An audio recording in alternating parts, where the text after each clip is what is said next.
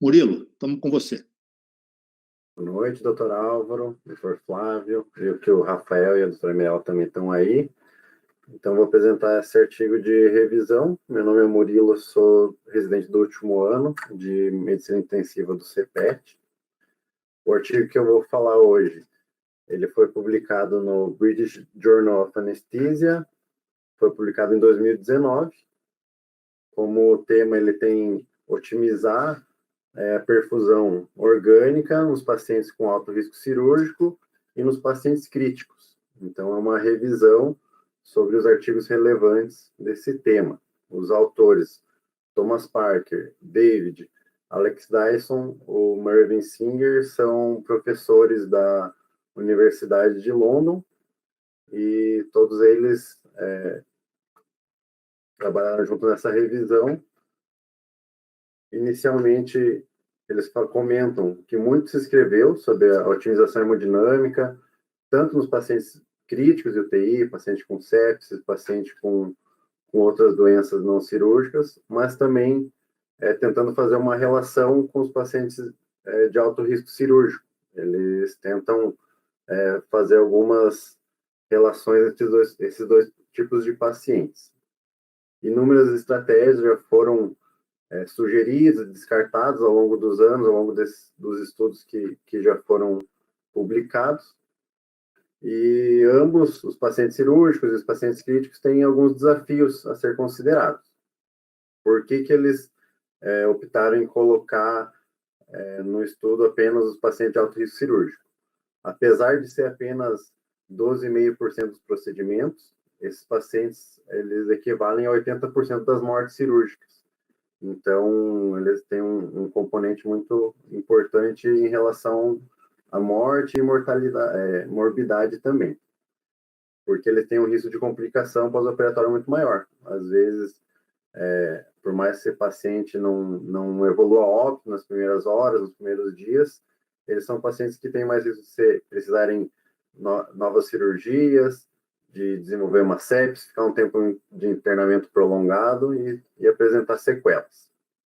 E a doença crítica que eles escolheram como base, como referência, é a sepse, que é uma doença muito prevalente, que sempre está muito presente nas UTIs, e é responsável por 50 mil admissões nas UTIs da Inglaterra em 2015. Foi isso que eles usaram como referência.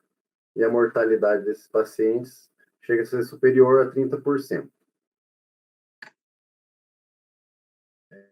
A perfusão orgânica desses pacientes é muito importante ser preservada porque ela está relacionada a piores desfechos. Então, o paciente que ele não for bem manejado, não tiver uma perfusão orgânica adequada, a gente sabe que está fadado a ter piores complicações. Ainda a gente tem muita dificuldade em tanto diagnosticar quanto responder a essas anormalidades clínicas. Alguns fatores que nós temos à disposição, indicadores de estabilidade circulatória, a gente pode usar a pressão arterial, frequência cardíaca, débito cardíaco. A gente tem como avaliar a volemia desse paciente, né? Temos o termo um pouco mais recente, que é a fluido-responsividade, o volume que a gente faz esse paciente, ele refletir no aumento do débito cardíaco. Temos a variação da pressão de pulso, volume sistólico e também a PVC. Tudo isso junto, correlacionado para a gente avaliar a volemia do paciente. Também como marcadores de perfusão orgânica, a gente tem o débito urinário, o lactato sérico e o tempo de enchimento capilar, como foi visto no estudo Andrômeda, mais recente, e a saturação venosa de oxigênio. O oxigênio ele é essencial para todas as nossas células, independente do tecido. Nós temos que ter o oxigênio para a produção mais importante de energia, então, na fase da fosforilação oxidativa, lá do nosso metabolismo aeróbio, é aqui que a gente vai fazer a maior parte da nossa energia. Então, 90% do oxigênio acaba sendo consumido por conta disso. Obviamente, se a gente não tiver a chegada adequada do oxigênio nos tecidos, a nossa alternativa é o metabolismo anaeróbio, que ele é muito menos eficaz, e é isso um dos motivos que acaba elevando o lactato, que a gente usa como marcador.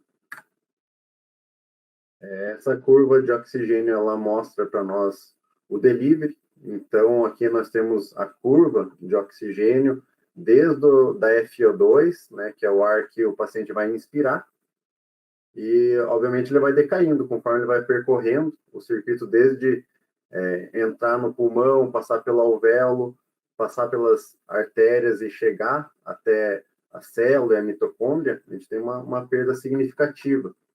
Então, essa chegada do oxigênio na célula que é essencial, e que é um dos motivos de tanto debate, que a gente gostaria tanto de avaliar perfeitamente e detectar o quanto antes. A partir desse conceito, começou a surgir a ideia da terapia dirigida, ou Goal Directed Therapy, que a gente vai administrar fluidos ou drogas vasoativas, fazer intervenções para otimizar essa perfusão. Às vezes até super-otimizar, a gente tentar deixar acima dos valores habituais, deixar um pouquinho acima, para a gente manter uma perfusão adequada, para que esse paciente tenha um oxigênio chegando, uma perfusão boa em todos os tecidos. Esse estudo acabou sendo um marcador importante, o estudo do Manuel Rivers, de 2001, um estudo randomizado com 260 pacientes com sepse ou choque séptico. O conceito desse estudo foi avaliar esse paciente quanto antes, foi colocar um catéter central em jugular ou subclave, a ponto que a gente pudesse medir a PVC desses pacientes, medir a saturação venosa central, e que fossem feitas medidas, terapias o quanto antes, seja fluido, droga vasoativa, com metas pré-definidas.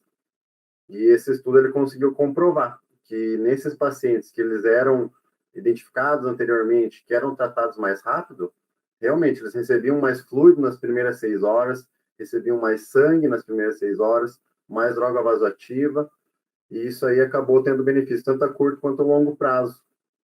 E os pacientes que não foram randomizados, não estavam nesse grupo, eles acabavam recebendo uma quantidade de fluido muito maior, mas numa fase tardia, que talvez não era ainda aquela fase de ressuscitação, que o paciente precisava uma hidratação mais agressiva. Posteriormente, foi tentado reproduzir esse estudo do Rivers. Esses estudos são de 2004 e 2015, foram feitos 3 estudos clínicos randomizados, multicêntricos, com mais de 1.000 pacientes, e eles falharam em demonstrar o mesmo benefício que teve no estudo anterior. Eu teve o estudo PROCESS, o ARISE, e o último estudo que nós temos é o PROMISE. Alguns dos critérios que os autores colocaram que eles não conseguiram reproduzir, eles acham que porque os pacientes do Rivers talvez eram pacientes mais graves que nesses estudos aqui, e por causa que eles não conseguiram, por evolução, tanto da avaliação, como da melhora desse conceito de que o paciente precisava ser ressuscitado o quanto antes, ser feito as medidas o quanto antes, eles acreditam que não conseguiram ter uma evidência tão grande em fazer essa randomização, e os pacientes no grupo controle acabaram tendo uma ressuscitação adequada. Já agora falando da parte cirúrgica, por definição, então, uma mortalidade hospitalar elevada, e a gente tenta fazer foi tentado definir muitos scores, algumas predições do que faria o paciente ser mais grave, do que seria um risco elevado. Agora comentou de alguns critérios que são utilizados, mas temos tantos fatores do paciente quanto fatores das cirurgias que devem ser levados em consideração. A partir disso foram criados vários scores. Fatores do paciente estão a fragilidade, estado nutricional, a condição cardiorrespiratória e uma disfunção orgânica pré-existente. Os fatores da cirurgia, urgência e emergência, complexidade cirúrgica, perda sanguínea e o trauma tecidual.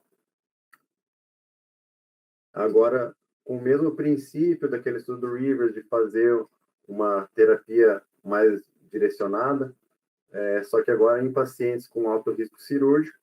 Foi publicado esse artigo em 1992, com 253 pacientes de alto risco cirúrgico, foram monitorizados inicialmente, para definir o padrão desses pacientes com alto risco cirúrgico, e depois esses pacientes que foram apenas monitorizados, sem nenhuma intervenção, foi feita uma randomização com 56 pacientes, em 2 grupos, um controle e uma intervenção. Os pacientes do grupo intervenção foi usado tanto fluido quanto dobutamina com alvos mais elevados. Então, a gente tentou fazer nesse estudo foi colocado um alvo do índice cardíaco mais elevado, de 4,5 litros por minuto metro quadrado, um delivery de O2 mais elevado, 600 ml por minuto metro quadrado, e um VO2 de 170 ml minuto metro quadrado. Essa mensuração do VO2 foi correlacionada tanto com disfunção orgânica quanto mortalidade. E os pacientes que tiveram essa intervenção, que tiveram uma otimização da hemodinâmica, eles acabaram diminuindo complicações e mortalidade. Então, esse estudo do Shoemaker também foi um estudo marcador que acabou mudando muito a conduta e muito o pensamento acerca desses pacientes. Em 93, foi feito esse novo estudo, um estudo com 107 pacientes de alto risco cirúrgico, e foi usado a dopexamina, uma droga vasoativa, para aumentar o delivery de O2. E ele também conseguiu demonstrar uma diminuição de mortalidade e morbidade. Mais adiante, em 2000, outro estudo randomizado, com um pouco menos de pacientes, foi usado dobutamina, com o mesmo intuito, tentando aumentar o delivery de O2 desses pacientes, que também conseguiu demonstrar que a intervenção teve menor mortalidade e morbidade.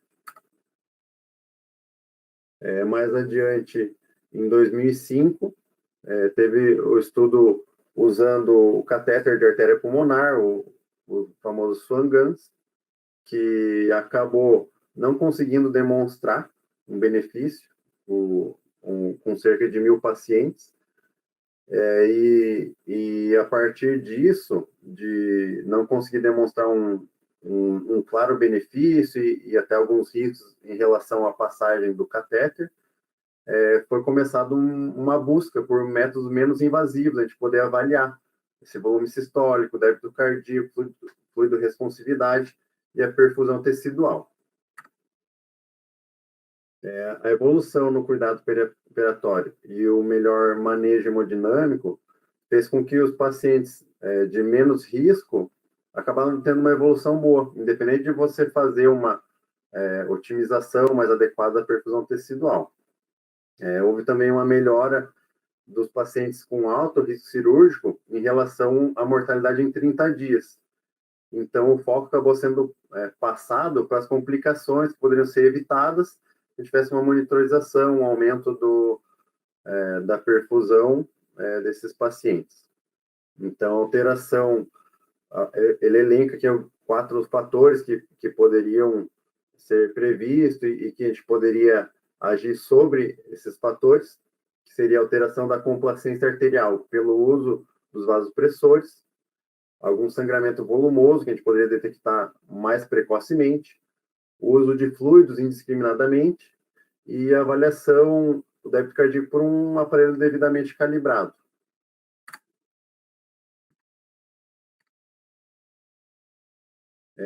Então, o debate nos últimos anos sobre a quantidade de fluidos que esses pacientes precisam continuou, porque a gente nunca teve dúvida em relação se aquela parte hiperaguda, que o paciente precisa receber uma quantidade maior de fluido, a gente quer aumentar a precarga desse paciente para aumentar o débito cardíaco. Só que acabou criando muita discussão em relação se era necessário fazer um uso mais restritivo de fluidos, mais cauteloso ou mais aberto. Em 2011, a gente tem esse estudo comparativo que foi feito ressuscitação com fluido no choque séptico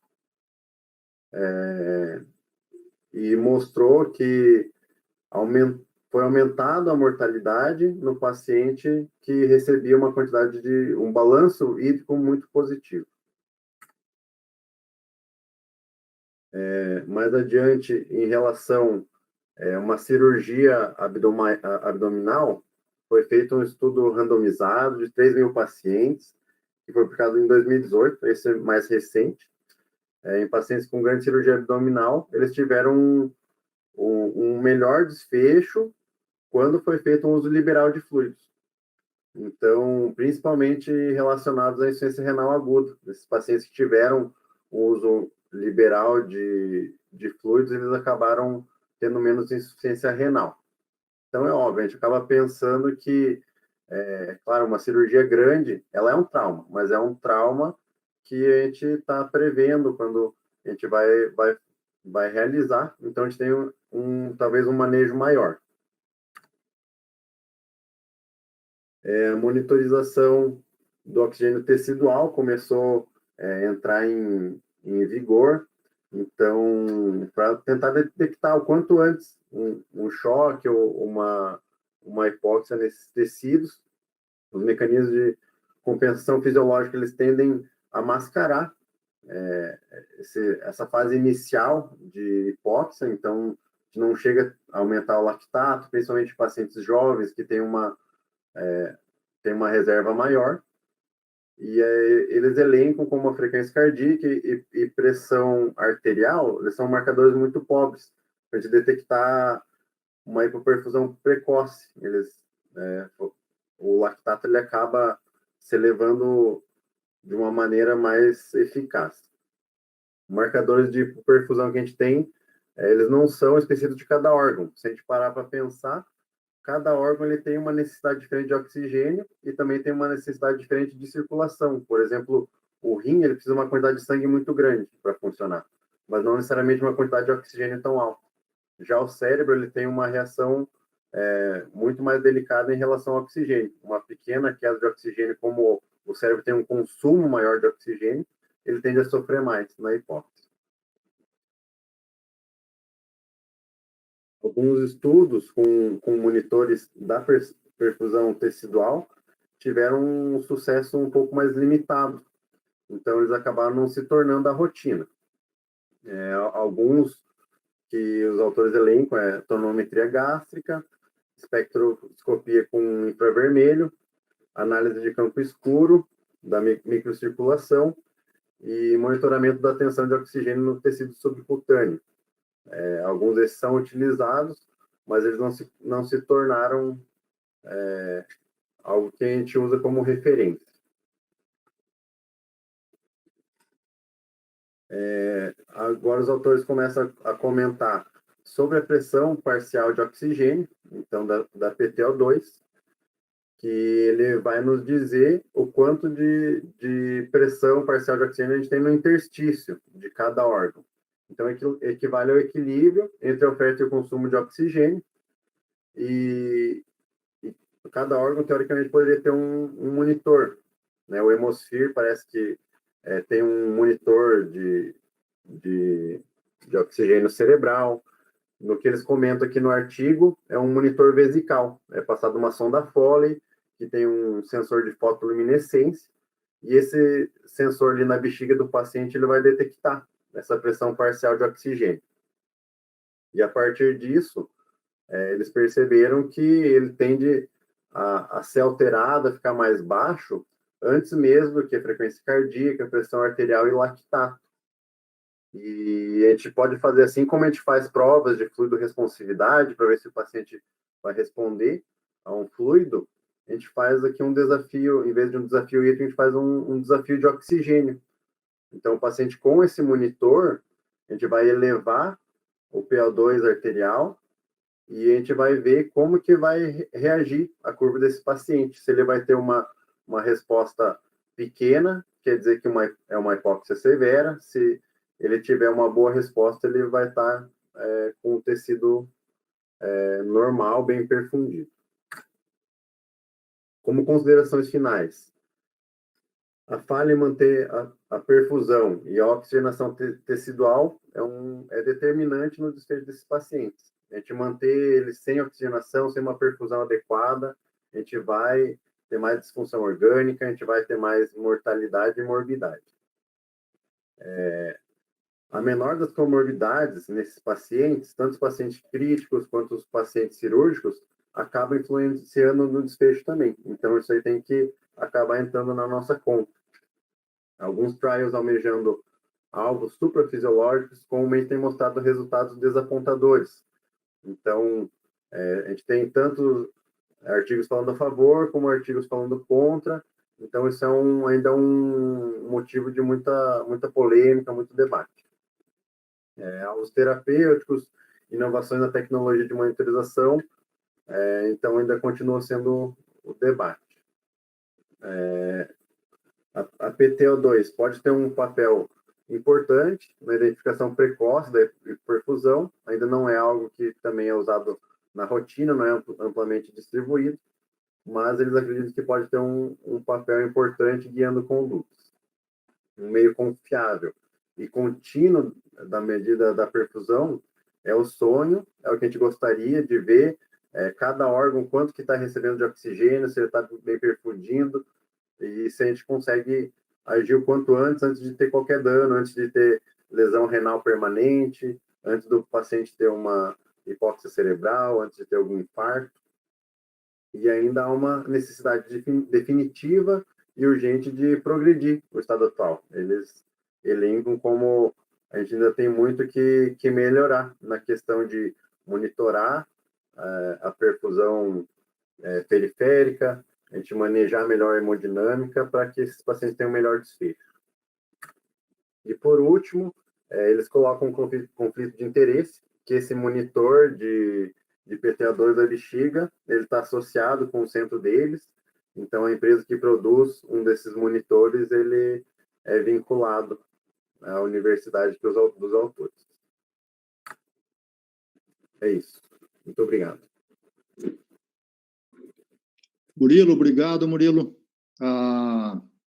Assim, nós estamos bem adiantados da hora, então, rapidamente, quero dizer algumas palavras antes do Flávio complementar. Esse pessoal de Londres, entre eles o Mervyn Singer, mas vários outros, eles são líderes na área de otimizar a perfusão perioperatória dos doentes cirúrgicos de alto risco. Então, que vocês tenham esse artigo aí, todos vocês receberam como eventual referência de como fazer, ou de quais são as dúvidas que se tem para fazer a otimização da perfusão tecidual durante o tempo cirúrgico e no pós-operatório imediato. O que não é disputável é de que, do ponto de vista operacional, doentes cirúrgicos de alto risco têm muito mais complicações perioperatórias, principalmente naquele período inicial, pós-operatório, se eles ficarem mal perfundidos, mal oxigenados perifericamente durante a cirurgia e naquele período imediato pós-cirurgia. Isso não há dúvida, né?